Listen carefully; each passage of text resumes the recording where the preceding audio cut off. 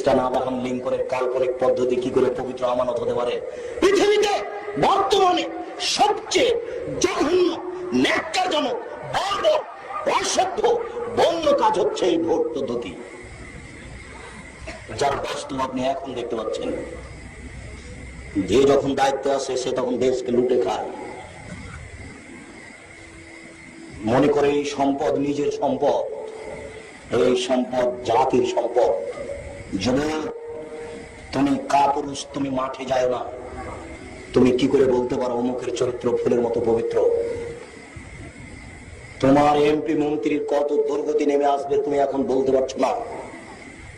তোমার এমপি মন্ত্রীর দুর্গতি কত নেমে আসবে তোমার এখন বলার সুযোগ নেই।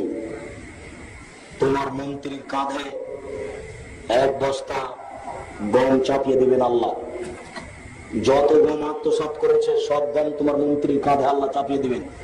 টিন, টাকা, গম সবটি চাপিয়ে দিয়ে বলবেন, ও মন্ত্রী সাহেব, একদিন হাঁটেন তো কিয়ামতের মাঠে।